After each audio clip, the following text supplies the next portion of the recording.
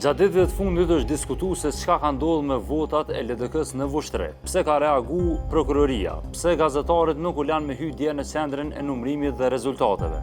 Çka ka ndodhur mes kandidatëve të LDK-s në Vushtre, Rezarta Krasniqit edhe Xhafer Tahirit? Çka po thojnë ata për keqpërdorimin e votave? A ka kërcënuar dikon vëllai Rezarta Krasniqit apo jo? Ne tashmë kemi biseduar edhe me Rezarta Krasniqin, kandidate për deputete nga LDK-ja, por edhe me sekretarin e degës së LDK-s në Vushtre, i cili ka qenë përgjegjës i komisionerëve në ditën e zgjedhjeve në Vushtre. Edhe Xhafer Tahiri, edhe ky kandidat për deputet nga LDK-ja ka reaguar tashmë publikisht pas raportimit që i kemi bërë dje në Nacionale. E para punës nuk bëhet fjalë për vjedhje votash brenda kandidatëve. Pra nuk është që ja ka vjedh vota Xhafer Tahiri Rezarta Krasniqit ose Rezarta Krasniqi ja ka vjedh vota Xhafer Tahirit, por ka shpërputhje të votave. Për shembull, disa kandidatëve ju kanë dalë pas rinumërimit që është bërë dje, ju kanë dalë më pak vota se sa që ju kanë figuruar herën e parë. Për shembull, në fillim i ka pas 100 vota në rezultatet kur janë shpallë në një klasë, tash i kanë dalë veç 60. Ky është pra veç një shembull për opinionin me kuptues se për çka bëhet fjalë. Krejt kjo ngjarje në Vushtre ka nis kur Rezarta Krasniqi nga LDK-ja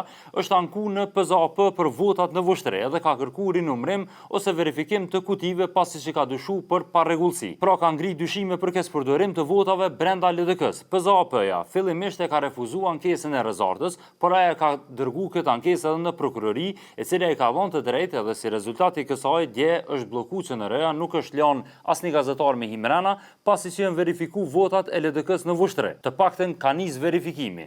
Masnej doli që Rezarta ka pas të drejtë në një farforme, sepse dje është gjetur një diferencë votave në Vushtre. Pra rinumërimi i djeshëm në QNR nga prokuroria ka vërtetuar që ka pas më pak vota në kuti se sa ato që kanë figuruar në rezultate. Për shembull, në një klasë dje është gjetur që Xhafer Tahiri ka pas 40 vota më pak se sa që i kanë figuruar herën e parë kur janë publikuar rezultatet. Jemi të fol veç për një klasë në Vushtre. Diferenca janë gjetur edhe te kandidatët e tjerë, përfshirë edhe Rezartën, por kanë qenë diferenca më të vogla. Për shembull, ka pas një vot më pak se sa që i ka figuruar herën e parë në rezultate, gjë që mundet me ndodh edhe gabimisht nga komisionerët. Na e kemi kontaktuar edhe përgjegjësin e komisionerëve të LDK-s në Vushtre, që ka qenë në ditën e zgjedhjeve atje, i cili është edhe sekretar i degës atje, Betim Grabanicën, që gjithashtu e kemi pyet për ankesat e Rezarta Krasniqit, edhe Betimi ka mohu që është përfshi në këtë rast. I njëjti ka pretenduar që edhe është kërcënuar nga vëllai Rezarta Krasniqit. Unë kërkoj me ngulm që të rinumërohen votat në Vushtre. Nuk kam asnjë lidhje me akuzat e pabaza të zonjës Krasniqi. Jam sekretari i zgjedhur i degës në kuvendin e degës me vota të delegatëve. Kam qenë i caktuar nga dega me votim të mirë me proces zgjedhor. Zonja Krasniqi ka votuar për këtë qëllim. Po ashtu zonja Krasniqi ka qenë nënkryetare e shtabit zgjedhor dhe pjesë e vendimarrjes për çdo gjë. Burimi i këtyre akuzave qëndron në faktin se vëllai Rezarta Krasniqit, Valmiri, më ka thirrë në telefon dhe më ka kërcënuar me jetë një ditë para se të fillojë procesi i numërimit të votave në Vushtre. Ky person, që nuk ka asnjë funksion në degë të LDK-s, po ashtu njësoj i ka thirrë edhe komisionerët e tjerë me datë 10 shkurt duke ju bërë presion për Rezartën.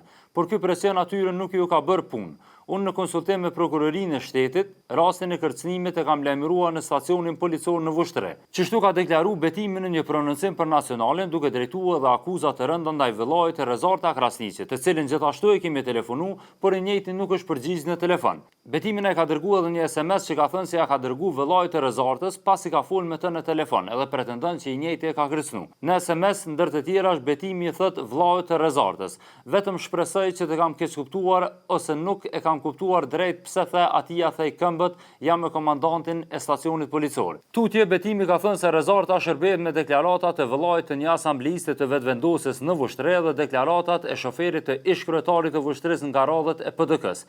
Emrat e tyre nuk i kemi bërë publik derisa të marrim një konfirmim nga ana tyre nëse e vërtetojnë që janë përfshirë në këtë rast. Nëse Betimi ka përsëritur që kërkon rinumërim që e vërteta me dalë në shesh, e gjithashtu ka konfirmuar se nuk ka asnjë lidhje familjare me Xhafer Tahirin. Prej Nacionalis kemi provuar me telefonu edhe Rezarta Krasniqin, që e ka bërë fillimisht ankesën për këtë rast, për keqpërdorimin të votave në Vushtre, edhe njëjta është përgjigj shkurtimisht përmes SMS-it. Procesi i numërimit në qendra komunale ka qenë i dyshimt dhe me parregullsi.